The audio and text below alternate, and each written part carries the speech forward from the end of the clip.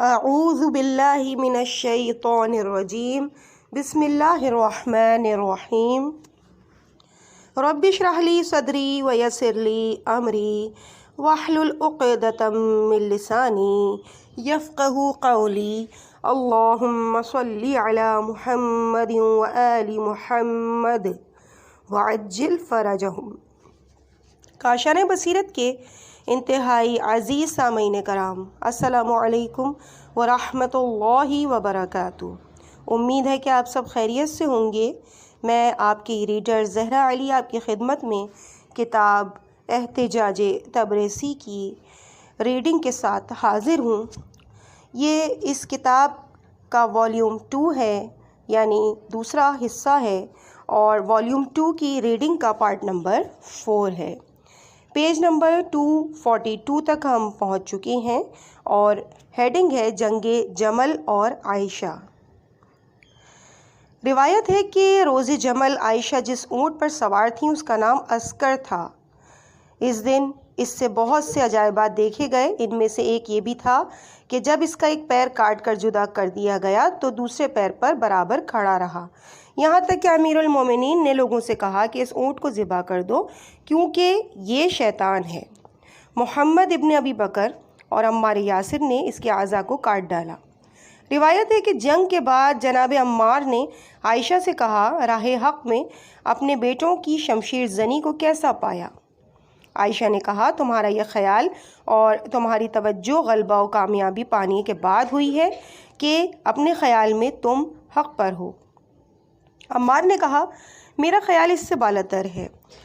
خدا کی قسم، اگر آپ غالب ہوتی اور ہم یمن کے نخلستانوں تک پیچھے ہٹ جاتے پھر بھی اپنے علم اور یقین پر باقی اور ثابت قدم رہتے، اور ہر صورت میں معتقد ہیں کہ آپ کا سفر باطل پر ہے اور ہم حق پر ہیں۔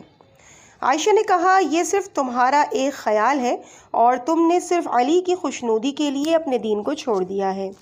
امام باقر علیہ السلام سے روایت ہے کہ روز جمل عائشہ لوگوں کو برانیختہ کرنے اور فتنہ انگیزی کرنے میں لگی ہوئی تھیں اور کجاوے پر مسلسل تیروں کی بارش ہو رہی تھی، تو امیر المومنین نے فرمایا، میرے پاس اس کے علاوہ کوئی چارہ نہیں کہ رسول خدا کی طرف سے ان کی زوجیت کے رابطے کو قطع کر کے ان کو طلاق دے دوں۔ اس وقت بلند آواز میں مجمع سے کہا، جس نے بھی رسول خدا کو فرماتے سنا ہے کہ اے علی، میرے بعد میری ازواج کے امور تمہارے ہاتھوں میں ہیں، وہ نزدیک آ کر گواہی دے۔ پس کچھ افراد نے اس روایت کے صحت کی گواہی دی، جن میں 2 اشخاص اصحاب بدر میں سے تھے، جبکہ جب عائشہ نے یہ ماجرا دیکھا تو اس طرح روئیں کہ دوسروں نے رونے کی آواز سنی۔ اس وقت امیر المومنین نے فرمایا، میں نے رسول خدا کو فرماتے ہوئے سنا ہے کہ اے علی، خداوند عالم روز جمل 5000 ملائکہ سے تمہاری تائید و مدد کرے گا۔ روایت ہے کہ جنگ کے اختتام پر جب عائشہ نے مکہ جانے سے انکار کیا تو عبداللہ ابن عباس نے کہا، آپ ان کو شہر بصرہ میں چھوڑ دیں، ان کے جانے پر اصرار نہ کریں۔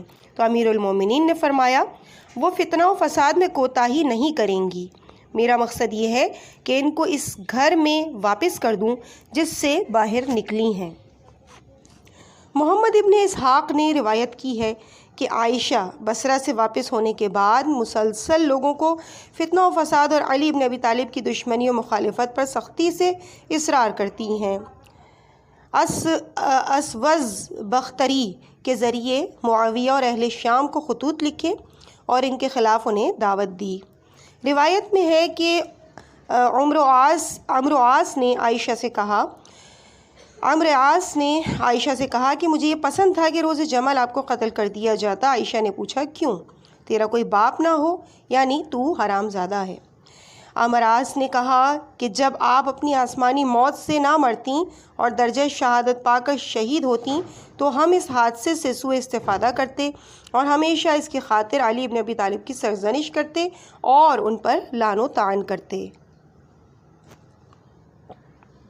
اس کے بعد اگلا پیج ہے 244، ہیڈنگ ہے ام سلمہ کی عائشہ سے ملاقات۔ نیچے بریکٹ میں ہے، قیام عائشہ پر زوجہ رسول صلی اللہ علیہ وآلہ وسلم پر ام سلمہ کا احتجاج، قیام عائشہ پر زوجہ رسول ام سلمہ کا احتجاج۔ عبد الرحمن ابن مسعود عبدی کہتا ہے کہ میں طلحہ و زبیر اور عبداللہ ابن زبیر کے ساتھ مکے میں تھا۔ میں اور عبداللہ اس پر مامور ہوئے کہ عائشہ کو جا کر بتائیں کہ عثمان مظلوم قتل ہوئے ہیں اور ہم امور امت محمد صلی اللہ علیہ وآلہ وسلم کے بارے میں خوف زدہ ہیں۔ اگر عائشہ قیام اور خروج کریں تو امید ہے کہ خدائے تعالیٰ لوگوں کے منتشر امور کو اجتماع و اتفاق میں تبدیلی کر کے اختلاف مسلمین کو دفع کر دے گا۔ پس میں اور عبداللہ ابن زبیر عائشہ کے گھر گئے۔ عبداللہ ان کے محرم ہونے کے سبب ان کے مخصوص حجرے میں داخل ہوئے اور میں باہر بیٹھ گیا۔ عبداللہ نے اپنے باپ زبیر اور طلحہ کا پیغام پہنچایا۔ عائشہ نے کہا نہ تو میں نکلنے پر مامور ہوں نہ قیام کرنے کی مکلف۔ اس شہر میں ازواج پیغمبر میں سے ام سلمہ کے علاوہ کوئی نہیں ہے، تم ان سے بات کرو، اگر وہ موافق ہوں تو میرے لیے کوئی معنی نہیں۔ عبداللہ واپس ہوا اور ان کی باتیں دونوں تک پہنچائیں۔ طلحہ و زبیر نے کہا عائشہ سے جا کے کہو اگر آپ خود ام سلمہ سے اس موضوع پر گفتگو کریں تو بہتر و مؤثر ہوگا۔ پس دونوں کے تقاضے سے عائشہ گھر سے باہر نکلیں اور ام سلمہ کے گھر پہنچیں۔ انہوں نے عائشہ کو دیکھ کر خوش آمدید کہا، خدا کی قسم تم کو مجھ سے کبھی بھی اتنی محبت و الفت نہ تھی، یقیناً کوئی اچھا واقعہ پیش آیا ہے جس نے تمہیں میری زیارت و دیدار کے لیے آمادہ کیا ہے۔ عائشہ نے کہا ہاں، طلحہ و زبیر مدینے میں آئے ہیں، بتا رہے ہیں کہ عثمان حالت مظلومیت میں قتل کیے گئے۔ عائشہ کی یہ بات سن کر ام سلمہ نے فریاد کرتے ہوئے کہا، اے عائشہ تمہیں کیا ہو گیا کہ کل تک تم عثمان کو کافر کہہ رہی تھیں اور آج اس کو امیر المومنین اور مظلوم کہہ رہی ہو؟ تمہارا مقصد کیا ہے؟ عائشہ نے کہا میں چاہتی ہوں کہ میرے ساتھ آپ بھی خروج کریں، شاید خدا ہمارے خروج سے امت محمد کے امور کی اصلاح کرے۔ جناب ام سلمہ نے کہا اے عائشہ تم چاہو تو خروج کرو، رسول خدا سے جو کچھ میں نے سنا ہے تم نے بھی سنا ہے، اس خدا کی قسم جو تیری سچی اور جھوٹی باتوں سے آگاہ ہے۔ کیا تم کو وہ دن یاد ہے جب رسول خدا تمہارے حجرے میں تھے اور میں نے اپنے حجرے میں حریرہ پکایا تھا؟ اسے لے کر حضرت کے پاس آئی تو آپ نے فرمایا بہت دن نہیں گزریں گے کہ مقام حواب پر عراق کے کتے میری بیویوں میں سے ایک پر بھونکیں گے، در حالانکہ وہ ستمگاروں کے درمیان ہوگی۔ یہ سن کر میرے ہاتھ سے حریرے کا برتن گر پڑا۔ رسول خدا نے میری طرف متوجہ ہو کے فرمایا اے ام سلمہ تم سے ایسا کیوں ہوا؟ میں نے عرض کی یا رسول اللہ اس بات کو کیسے برداشت کروں جبکہ احتمال ہے کہ یہ آپ نے میرے لیے فرمایا ہو۔ اے عائشہ اس وقت تم ہنس رہی تھیں تو رسول نے تمہاری جانب رخ کر کے فرمایا اے عائشہ تم کیوں ہنس رہی ہو؟ مجھے گمان ہے کہ وہ بیوی تم ہی ہو۔ پھر تم کو خدا کی قسم دیتی ہوں کیا تمہیں یاد ہے کہ جب ہم رسول کے ساتھ کہیں کوچ کر رہے تھے اور حضرت میرے اور علی بن ابی طالب کے درمیان چلتے ہوئے محو گفتگو تھے اور تم اپنے اونٹ کو ہانک کر حضرت اور علی بن ابی طالب کے حائل ہو گئیں۔ اس وقت رسول اکرم نے اپنے تازیانہ کو بلند کر کے تمہارے اونٹ کی طرف مارتے ہوئے فرمایا اے عائشہ تمہاری جانب سے اس علی کے لیے سختی اور پریشانی اور اس طرح کی حرکت صرف ایک ہی مرتبہ کی بات نہیں، جان لو علی کو کوئی دشمن نہیں رکھے گا مگر وہی کہ جو جھوٹا اور منافق ہوگا۔ خدا کی قسم کیا تمہیں یاد ہے کہ جب رسول خدا مرض الموت کی حالت میں بستر پر سو رہے تھے اور تمہارے باپ عمر ابن خطاب کے ساتھ حضرت سے اجازت لے کر وارد خانہ ہوئے اور علی بن ابی طالب حجرے کے پیچھے رسول خدا کے لباس میں پیوند لگانے اور جوتا سینے میں مشغول تھے؟ انہوں نے کہا یا رسول اللہ آپ کی صحت کیسی ہے؟ حضرت نے فرمایا ہر حال میں اس کا شکر ہے اور اس کی حمد و ثنا کرتا ہوں۔ انہوں نے پوچھا کیا آپ کی موت یقینی ہے؟ حضرت نے کہا ہاں، انسان کے لیے موت کے علاوہ کوئی چارہ نہیں۔ پھر انہوں نے سوال کیا کیا آپ نے اپنے بعد کسی کو خلیفہ معین کیا ہے؟ حضرت نے فرمایا میرا خلیفہ کوئی نہیں ہے مگر وہ شخص جو کہ میرے جوتے میں پیوند لگا رہا ہے۔ پس دونوں حجرے سے باہر نکلے تو دیکھا کہ علی ابن ابی طالب حجرے کے پیچھے بیٹھے ہوئے ہیں، رسول اکرم کے جوتے سینے میں مصروف ہیں۔ اے عائشہ، تم خود ان قضیوں سے آگاہ ہو اور اس کی شاہد ہو۔ رسول اکرم کی ان باتوں کو سننے کے بعد کیا جائز ہے کہ علی کے خلاف خروج کرو اور ان باتوں کو فراموش کر دو؟ عائشہ جناب ام سلمہ کے گھر سے نکل کر اپنے گھر واپس ہو گئیں اور عبداللہ ابن زبیر سے کہا کہ تم اپنے باپ زبیر اور طلحہ کے جواب میں کہہ دو کہ ام سلمہ کی باتوں کو سن کر ہرگز اس شہر سے باہر نہیں نکل سکتی۔ عبداللہ نے واپس آ کر عائشہ کا پیغام کو پہنچا دیا۔ راوی کہتا ہے کہ اسی دن نصف شب نہیں ہوئی تھی کہ میں نے عائشہ کے اونٹ کی آواز سنی اور وہ طلحہ اور زبیر کے ساتھ بصرے کی طرف چل پڑیں۔ اگلی ہیڈنگ ہے ام سلمہ کا عائشہ سے احتجاج اور پیج نمبر ہے 247۔ امام صادق علیہ السلام سے روایت ہے کہ جب عائشہ بصرہ کے لیے عازم سفر ہوئیں، دختر ابی امیہ ام سلمہ عائشہ کے گھر وارد ہوئیں اور حمد پروردگار رسول اکرم پر درود کے بعد کہا: اے عائشہ، تم امت اور رسول خدا کے درمیان رابطہ ہو، تمہارے سر پر ان کا پردہ عفت پڑا ہوا ہے، تم حرم و خاندان پیغمبر کی ایک فرد ہو، قرآن نے تمہارے دامن کو جمع کر رکھا ہے، تمہیں اپنا دامن نہیں پھیلانا چاہیے، تمہیں اپنے بالوں اور گیسوؤں کو پراگندہ نہیں کرنا چاہیے، اپنی آواز اجنبی اور نامحرم مردوں کے درمیان بلند نہیں کرنی چاہیے۔ خبردار، خداوند متعال ہمارے اعمال و حرکات سے مطلع ہے، اگرچہ یہ عمل تمہارے نزدیک پسندیدہ و مصلحت آمیز ہے، یقیناً پیغمبر اسلام نے اس کے بارے میں تم کو وصیت کی تھی اور تم کو باہر نکلنے اور خروج کرنے سے منع کیا تھا۔ متوجہ رہو کہ دین کی بنیادوں کی کمزوری اور کجی عورتوں کے خروج اور ان کی فعالیت سے ہرگز درست و استوار نہیں ہو سکتی۔ امور اجتماعی کی پراگندگی و انتشار کی اصلاح عورتوں کے مجاہدہ مقاتلہ سے ممکن نہیں۔ عورتوں کا حسن و جمال یہی ہے کہ وہ اپنی آنکھوں کو بند رکھیں، اپنے دامن کو برائیوں سے بچائیں اور ہمیشہ اپنی اطراف و جوانب سے ہوشیار رہیں۔ اے عائشہ، رسول خدا کو کیا جواب دو گی اگر وسط راہ ان سے ملاقات ہو جائے، درحالانکہ تم اپنے اونٹ پر سوار ہو کر ایک منزل سے دوسرے منزل کی جانب جا رہی ہو، وسیع بیابانوں اور اونچے پہاڑوں کو از روئے ہوا و ہوس غیر خدا کے لیے طے کر رہی ہو؟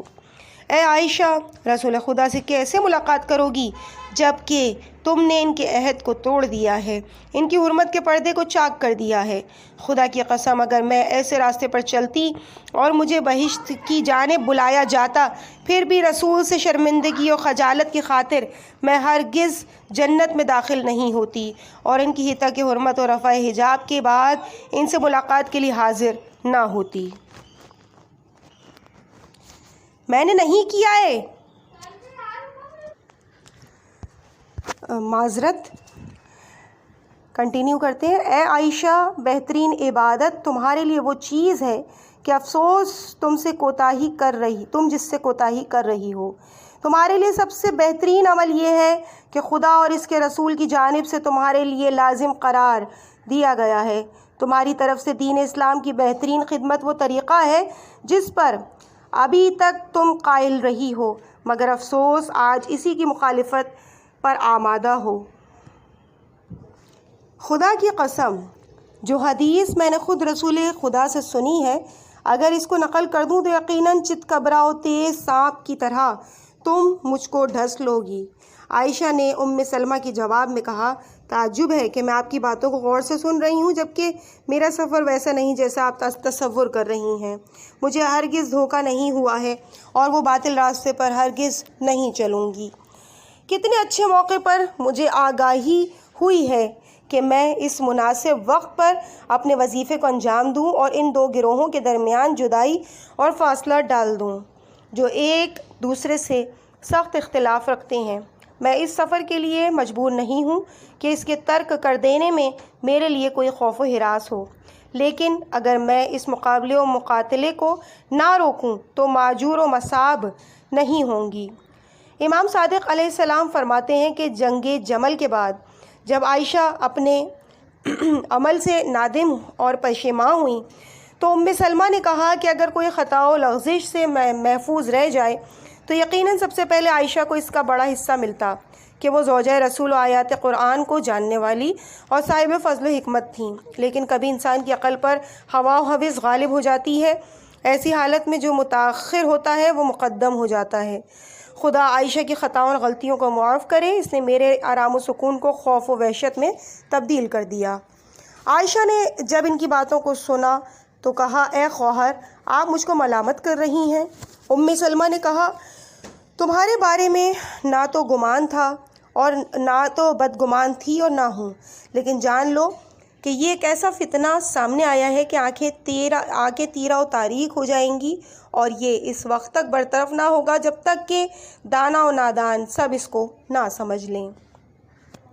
پیج نمبر 250، ہیڈنگ ہے امیر المومنین کا اہل بصرہ سے احتجاج، بریکٹ میں ہے مال غنیمت کی تقسیم کے وقت۔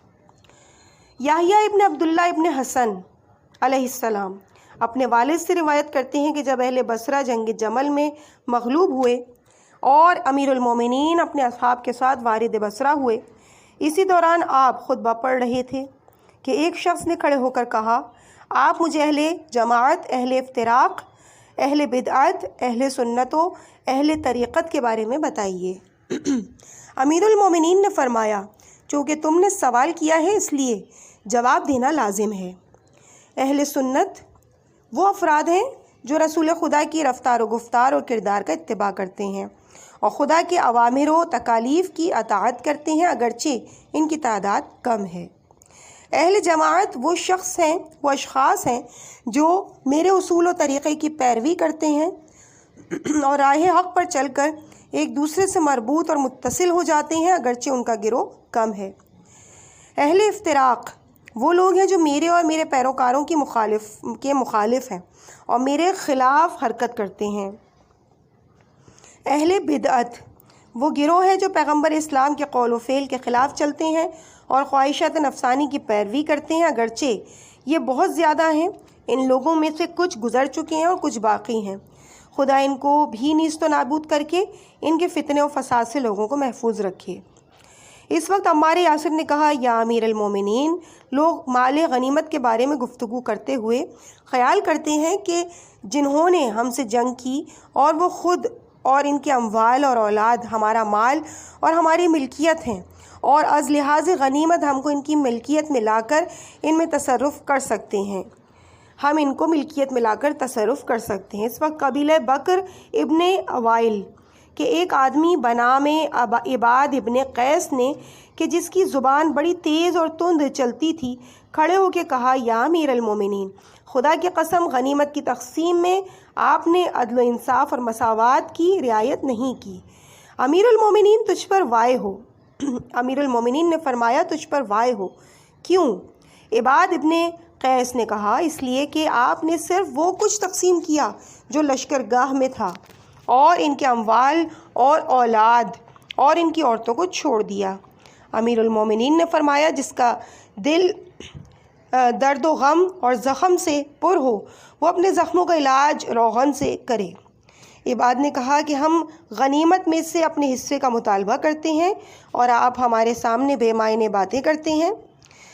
امیر المومنین نے فرمایا، اگرچہ تمہاری باتیں باطل اور خلاف حق ہوں تو خدا تجھے اس وقت تک موت نہ دے جب تک کہ غلام ثقیف تجھے نہ پالیں۔ عرض کیا گیا، غلام ثقیف کون ہے؟ فرمایا، جو خدا کی حرمت کا لحاظ نہیں رکھتا اور اس کی بے احترامی کرتا ہے۔ عرض کیا گیا، یہ غلام خود اپنی موت سے مرے گا یا قتل کیا جائے گا؟ فرمایا، خدا ستم گروں کی پشت توڑنے والا ہے، وہ اس کی کمر توڑ دے گا، اور اس کی اگر موت اس گرمی اور سوزش کی سبب ہوگی کے سبب ہوگی جو اس کے معدے میں پیدا ہوگی۔ یہ مرض زیادہ کھانا کھانے اور زیادہ پائخانہ نکلنے کے سبب سے ہوگا۔ پھر فرمایا، اے برادر قبیلہ بکر، تم کمزور و ارادے کے آدمی ہو، کیا تم کو نہیں معلوم کہ ہم بزرگوں کے جرائم کا مواخذہ چھوٹوں سے نہیں کرتے؟ کیا ان کے مرتد اور جدا ہونے سے پہلے یہ اموال ان کے نہیں تھے؟ کیا ان کی ازدواجی زندگی از لحاظ قانون صحیح نہیں تھی؟ کیا قانون مقدس اسلام کے اعتبار سے ان کی اولاد ان کے فرزند شمار نہیں ہوتے؟ کیا یہ بچے فطرت اسلام پر نہیں پیدا ہوئے؟ پھر کیسے ممکن ہے جو اموال ان کے بچوں کے ہاتھ میں منتقل ہوئے ہیں ہم ان میں تصرف کریں، ان سے چھین لیں؟ ہاں، جو کچھ لشکرگاہ میں ہے تم اس میں تصرف کر سکتے ہو، لیکن جو کچھ احاطہ لشکر سے باہر ان کے گھروں میں ہے وہ ان کے بیٹوں کو ملے گا، جب تک کہ ان کے فرزندوں سے ارتداد یا خلاف شرع کوئی کام ظاہر نہ ہو جائے۔ نہ ہم ان بچوں کے امور میں مداخلت کریں گے، نہ ہی دوسروں کی غلطیوں کا ان سے مواخذہ کریں گے۔ ہاں، اگر ان سے کوئی تجاوز یا خطا دیکھی گئی تو ضرور ان سے مواخذہ ہوگا۔ اے برادر قبیلہ بکر، میں نے حکم رسول کے مطابق تمہارے بارے میں فیصلہ کیا ہے۔ حضرت نے فتح مکہ کے وقت مسلمانوں کے درمیان وہی کچھ تقسیم کیا تھا جو لشکر قریش کے احاطے میں تھا، اور لشکر کے باہر تمام اموال کو خود انہی کے لیے چھوڑ دیا تھا۔ میں نے ذرہ برابر بھی رسول اسلام کے اصول سے انحراف اور اختلاف نہیں کیا۔ اے برادر، کیا تم جانتے ہو کہ کفار حربی سے جنگ میں شہر کے داخلے کی چیزیں فاتح مسلمانوں کے لیے حلال ہیں، لیکن اگر مخالفین کفار حربی نہ ہوں تو دائرہ کا لشکر گاہ سے باہر ان کے تمام اموال ان کے وارثین سے متعلق ہوں گے، اور مسلمانوں کو ان اموال سے کچھ بھی حق نہیں ہوگا۔ اس وقت کچھ دوسرے لوگ بھی زبان اعتراض چلا رہے تھے۔ امیر المومنین نے خطاب کرتے ہوئے ان سے فرمایا، آہستہ بات کرو، خاموش رہو، خدا تم لوگوں کو معاف کرے۔ اگر اس حکم میں شک رکھتے ہو اور میرے خلاف باتیں کرتے ہو تو مجھے بتاؤ کہ جب تمہاری نظریہ صحیح ہے تو کیا افراد مخالفین میں زوجہ رسول عائشہ نہیں تھیں؟ تو کیا انہیں بھی دارالحرب کے اسیروں کی طرح گرفتار و اسیر کر کے اپنی کنیز بناؤ گے، اور وہ کس کے حصے میں قرار پائیں گی؟ یہاں سب نے کہا، ہم غلطی پر تھے اور حکم قضیہ سے ناواقف تھے۔ آپ کا فیصلہ درست ہے، آپ دانا تر ہیں، ہم اپنی لغزش سے توبہ استغفار کرتے ہیں۔ آپ ہمیشہ صلاح و درستی پر تھے اور ہیں، خدا آپ کو ہمیشہ شاد آباد رکھے۔ پھر عمار یاسر نے کھڑے ہو کے کہا، اے گروہ مردم، خدا کی قسم تم امیر المومنین کی اطاعت اور پیروی کرو تو سرموبی صراط مستقیم فیض رحمت اور طریق رسول سے منحرف اور گمراہ نہ ہوگے۔ حقیقت کچھ ایسی ہی ہے، کیونکہ رسول خدا صلی اللہ علیہ وآلہ وسلم نے علم منایا یعنی لوگوں کی موت کا وقت، اور علم قضایا اور علم فصل الخطاب انہیں عطا کیا ہے، جیسے کہ سارے علوم جناب ہارون کو عطا کیے گئے تھے۔ اسی طرح رسول خدا نے علی بن ابی طالب کے بارے میں فرمایا ہے کہ تم میرے لیے ویسے ہی ہو جیسے ہارون موسیٰ کے لیے تھے، مگر میرے بعد کوئی نبی نہیں ہوگا۔ اس خاتمیت کی فضیلت خدا نے صرف حضرت کو عطا کی ہے، اس سبب سے رسول خدا خود ان کی تعظیم کرتے اور ان کو دوسروں پر برتری دیتے۔ اس کے بعد امیر المومنین نے فرمایا، اے لوگوں، خدا اپنی رحمت و بخشش تمہاری شامل حال قرار دے، تم اپنی ذمہ داریوں اور وظائف سے باخبر رہو، پھر اسی کے مطابق چلتے رہو، اور تمہارے وظائف سے ایک وظیفہ یہ بھی ہے کہ عالم خیر و خواہ شخص کی باتوں کو سنو اور اس کے حکم و اوامر کی اطاعت کرو۔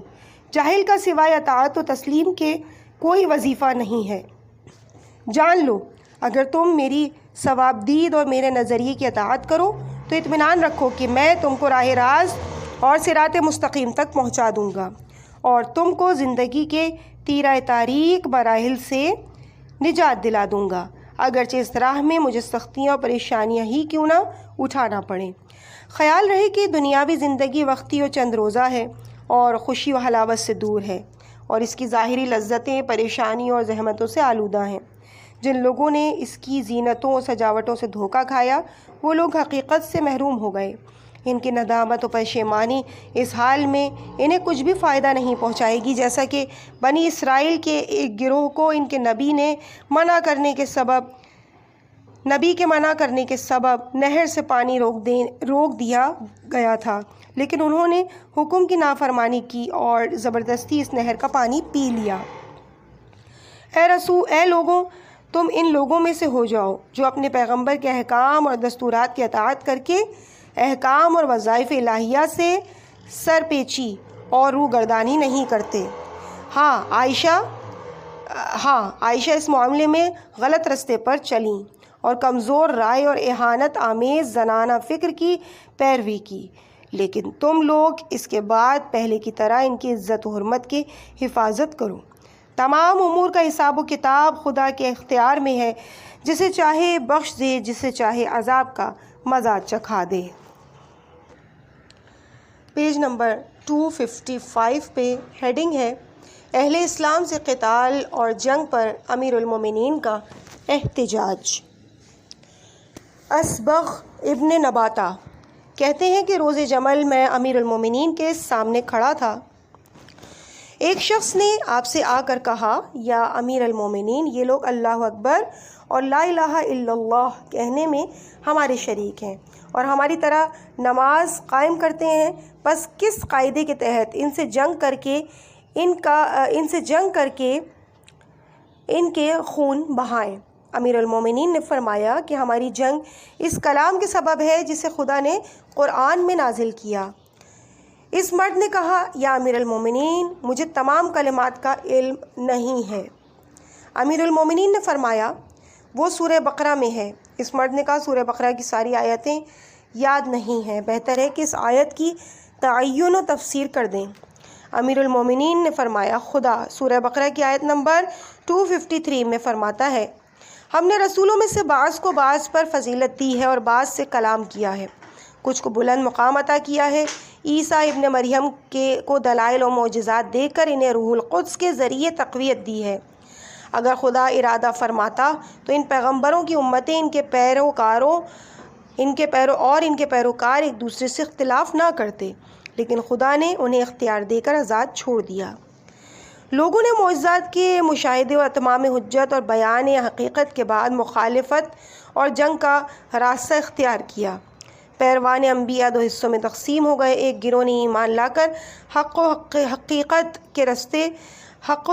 کے راستے پر استقامت کی، اور دوسرے گروہ نے انبیاء کی باتوں اور رہنمائی سے انکار کیا اور اس کی مخالفت کی۔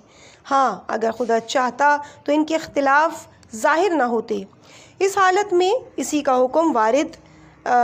حکم و ارادہ نافذ ہوتا اور لوگ اس کے مقابل قدرت کا اظہار نہ کر پاتے۔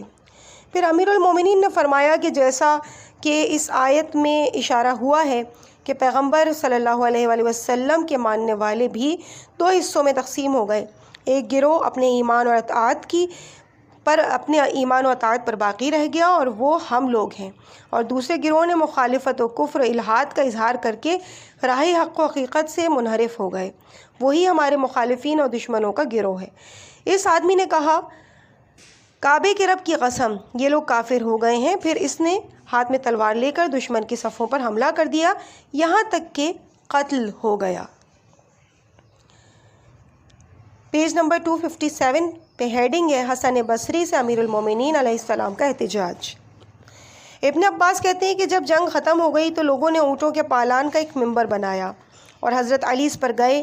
بعد حمد و ثنائے پروردگار فرمایا، اے اہل بصرہ، اے وہ لوگوں جو منحرف ہو گئے ہو، اے وہ مریضوں جس کا علاج نہیں، اے چوپایوں کے پیروکاروں، اے عورت کے سپاہیوں، اے وہ گروہ جو چوپائے کی آواز پر جمع ہو گئے اور جب اسے نہر کر دیا گیا تو منتشر ہو گئے۔ تمہارے پینے کا پانی تلخ و ناگوار ہے، تمہارا قانون نفاق پر مبنی ہے اور تم اخلاق و عقل کے لحاظ سے کمزور و سست ہو۔ پھر آپ ممبر سے نیچے اتر آئے اور ہم ان کے ساتھ چل رہے تھے کہ درمیان میں حسن بصری سے ملاقات ہوئی جو مصروف وضو تھا۔ امیر المومنین نے فرمایا، اے حسن بصری، اپنے وضو پر غور کرو، اس کی شرائط کی رعایت کرو اور اس کے ظاہری و باطنی آداب کو پورا کرو۔ حسن بصری نے کہا کہ کل آپ ان لوگوں سے جنگ کر رہے تھے جو خدا کی وحدانیت کی گواہی دیتے تھے اور خاتم النبیین کی رسالت کے معتقد تھے، آداب و شرائط وضو کی رعایت کرتے تھے، اپنے فرائض کو انجام دیتے تھے۔ امیر المومنین نے فرمایا، اگر یہی صورتحال تھی اور تم اس کے شاہد تھے تو تم نے ہمارے خلاف لوگوں کی طرفداری و نصرت کیوں نہیں کی؟ حسن بصری نے کہا کہ خدا کی قسم، آپ نے صحیح فرمایا اور میں آپ کی بات کی تصدیق کرتا ہوں۔ جنگ سے پہلے دن میں گھر سے باہر آیا غسل کیا، اپنے جسم پر حنوط لگایا اور اسلحہ جنگ ساتھ لیا۔ معتقد تھا کہ ام المومنین عائشہ کی ہمراہی نہ کرنا کفر کے برابر ہے۔ اس حالت میں بصرہ کے لشکر گاہ کی طرف چل پڑا۔ جب خریبہ کے نزدیک پہنچا تو میرے کان میں آواز آئی، اے حسن واپس جاؤ، قاتل و مقتول دونوں جہنمی ہیں۔ میں باحال اضطراب و وحشت اپنے گھر واپس آ گیا۔ جب دوسرا دن ہوا، اسی اعتقاد نے پھر مجھے اپنی جگہ سے حرکت دی اور جنگ و قتال کی نیت سے اپنے گھر سے باہر آیا اور شہادت کے لیے تیار ہو کر حنوط و اسلحہ لگا کر چل دیا کہ خریبہ پہنچا۔ وہی آواز دوبارہ سنائی دی، اپنے گھر واپس ہو جاؤ، قاتل و مقتول دونوں دوزخی ہیں۔ امیر المومنین نے فرمایا، یہ کلام صحیح ہے، لیکن جانتے ہو یہ آواز کس کی تھی؟ وہ آواز تمہارے بھائی ابلیس کی تھی۔ اس کی بات بھی درست ہے۔ اہل بصرہ اور اصحاب عائشہ میں سے قاتل و مقتول جو بھی دوزخ کی آگ میں داخل ہوں گے، حسن بصری نے کہا، اے امیر المومنین، میں اس وقت سمجھا یہ گروہ ہلاکت و گمراہی میں ہے۔ پیج 259 امیر المومنین علیہ السلام کا کلام حسن بصری کے بارے میں۔ ابو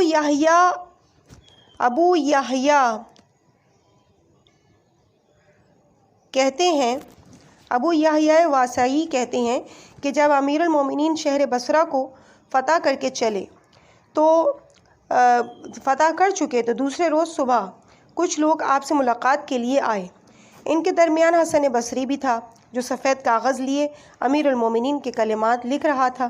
امیر المومنین نے آواز بلند کر کے کہا، کیا کر رہے ہو؟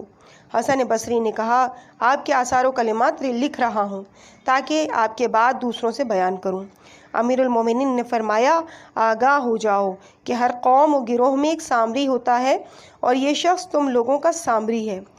امت موسیٰ کا سامری لوگوں کی مشابہت و ہم نشینی اور انس سے محروم ہو گیا تھا۔ جو اس کے پاس پہنچتا اس سے کہتا، میرے قریب نہ آؤ، مجھے نہ چھوؤ، مصاحبت نہ کرو۔ یہ شخص بھی ہمیشہ یہی جملے اپنی زبان سے ادا کرے گا، اور جو اس کے پاس جائے گا یہ کہے گا، لا قتال لا قتال، یعنی جنگ نہیں کرنی چاہیے، جنگ نہیں چاہیے۔ پیج نمبر 260 ہیڈنگ، اپنے اصحاب سے امیر المومنین کا احتجاج۔ روایت کی گئی ہے کہ جب امیر المومنین نے اہل شام سے جنگ کا عزم مصمم کر لیا تو خدا کی حمد و ثنا اور رسول پر درود و سلام کے بعد لوگوں کو خطاب کرتے ہوئے فرمایا، بندگان خدا پروردگار عالم سے ڈرتے رہو، اس کے اوامر و احکام کی اطاعت کرو، اپنے پیشواؤں کی پیروی کرو۔ جان لو کہ نیک اور بافہم لوگ اپنے عادل پیشوا کے ذریعے نجات حاصل کر کے مقام خوشبختی و سعادت پر فائز ہوں گے، اور جاہل و بد کردار قوم اپنے بداعمال پیشوا کے ساتھ قدم بقدم بدبختی و ہلاکت سے نزدیک تر ہوگی۔ اے ملت مسلمان، متوجہ ہو جاؤ کہ معاویہ ابن ابو سفیان اپنے تصرف کی تمام چیزوں کا غاصب ہے، اور مال و ملک وغیرہ جو کچھ اس کے پاس ہے وہ سب میرا حق ہے۔ اس نے میری مخالفت کر کے میری بیعت شکنی کی ہے، وہ دین خدا سے سرکشی کر کے راہ حق سے منحرف و روگرداں ہو گیا ہے۔ اے گروہ اسلام، تمہیں امور گزشتہ کے بارے میں اطلاع ہے اور میری خلافت کے مقدمات سے بھی آگاہ ہو۔ تم خود میری طرف آئے ہو اور تم نے بہت اصرار و رغبت سے اپنے امور میرے حوالے کیے ہیں۔ تم بہت زیادہ تمایل اور تقاضے کے نتیجے میں مجھے اپنے گھر سے باہر لائے ہو تاکہ میری بیعت کرو۔ تمہارے ہجوم کے باوجود میں نے تمہاری موافقت نہیں کی اور ادھر ادھر سے اپنے آپ کو بچاتا رہا تاکہ تمہارا باطنی نظریہ اور اصلی مقصد معین کر سکوں۔ تم نے بار بار اس موضوع پر مجھ سے گفتگو کی اور میں نے بھی تم سے مباحثہ کیا۔ تم ان اونٹوں کی طرح میرے اطراف جمع ہوئے جو پانی کی خاطر حوض پر ٹوٹ پڑتے ہیں۔ پھر تم نے بااصرار مجھ سے بیعت کا تقاضا کیا اور ایک دوسرے کو دھکے دیے۔ تمہارے جنب غفیر کے سبب مجھے خوف ہوا کہ کہیں فتنہ و فساد نہ برپا ہو جائے اور تمہارے درمیان جنگ و جدال اور خون ریزی ہونے لگے۔ میں نے اس مجمع کے ازدحام میں خوب غور و فکر کر کے دیکھا کہ اگر تمہاری درخواست کو قبول نہ کروں تو تم کسی ایسے کو نہیں پا سکتے جو تمہارے اجتماعی امور میں خوب سمجھ کر علم و عدالت و حقیقت کے ساتھ حکومت کرے۔ میں نے اپنے سے کہا کہ اگر تمہاری حکومت و خلافت کو قبول کر لوں کہ اس صورت میں میری منزلت و فضیلت اور میرا حق ثابت ہو جائے تو یہ عمل اس سے بہتر ہے کہ دوسروں کی حکومت میں رہوں اور میرا حق اور مقام پوشیدہ رہے۔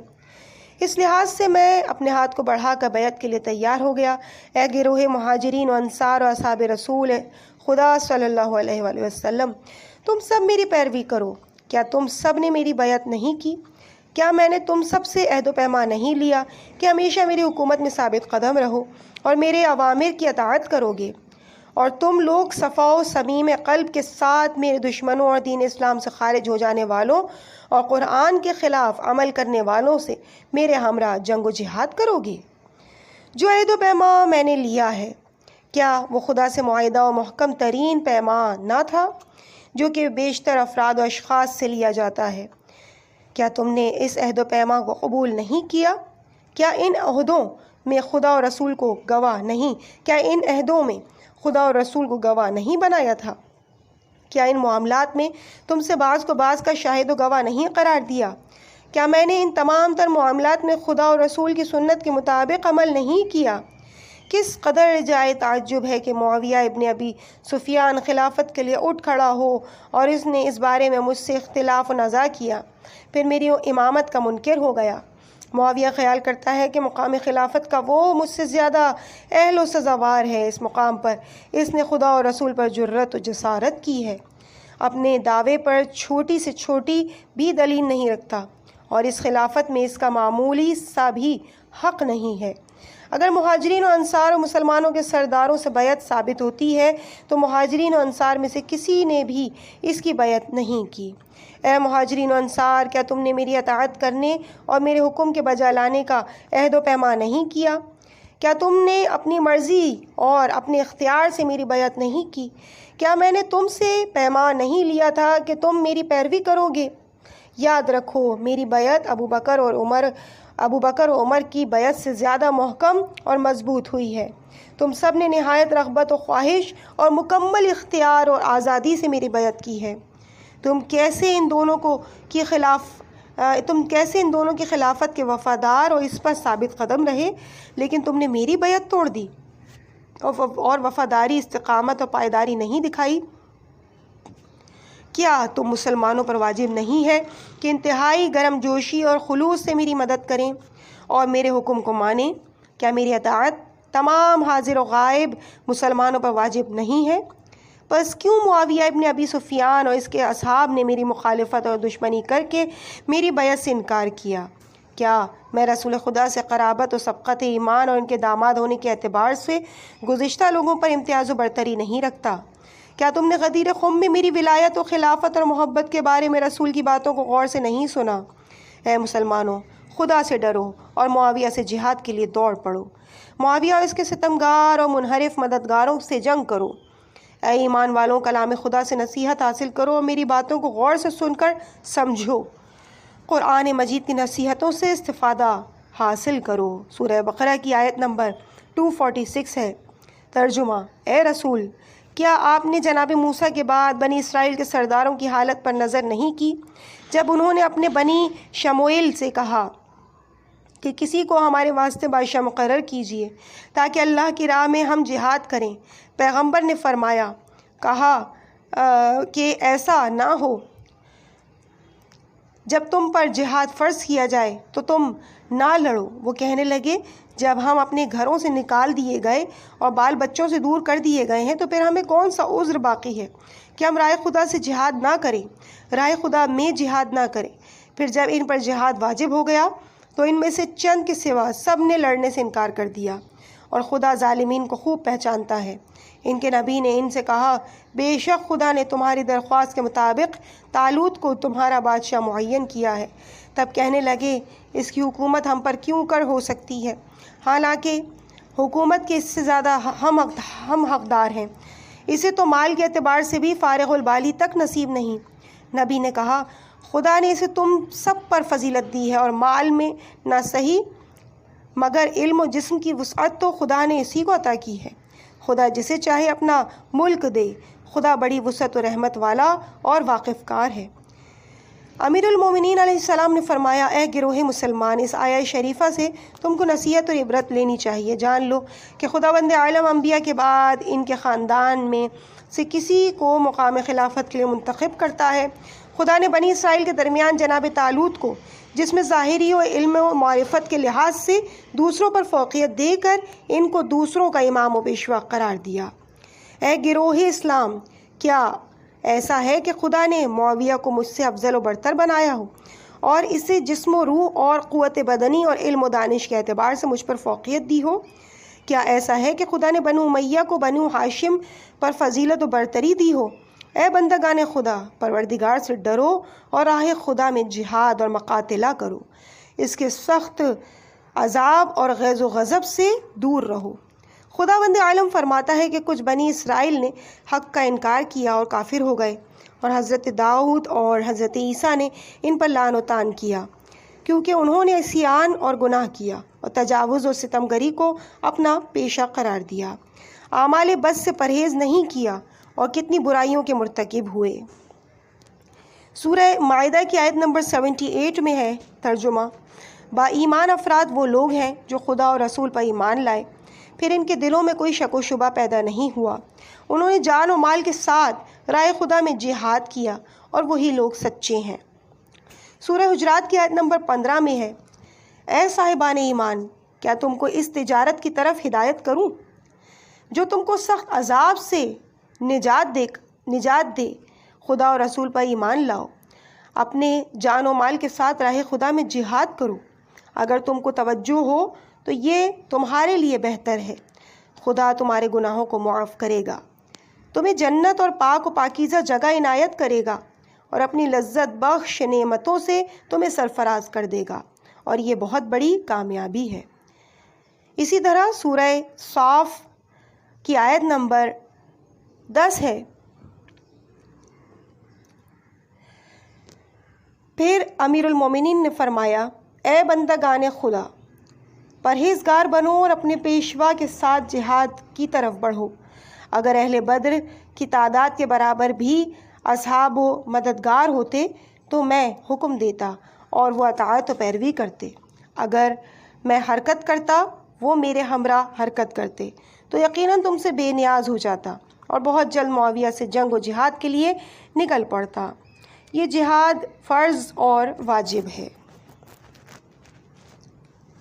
عزیز سامعین، اس مقام پر ہم ریڈنگ کے سلسلے کو یہیں پہ روکتے ہیں، یعنی اس پارٹ کو یہیں پہ مکمل کرتے ہیں۔ انشاءاللہ اس سے آگے کی ریڈنگ جو کہ پیج نمبر 265 سے شروع ہوگی اور ہیڈنگ ہوگی کلام امیر المومنین، جس کی ہیڈنگ ہوگی، اور انشاءاللہ تعالیٰ اس کو ہم کنٹینیو کریں گی اگلے پارٹ میں جو کہ پارٹ نمبر 5 ہوگا۔ مجھے اپنے دعاؤں میں یاد رکھیے گا۔ والسلام علیکم ورحمۃ اللہ وبرکاتہ۔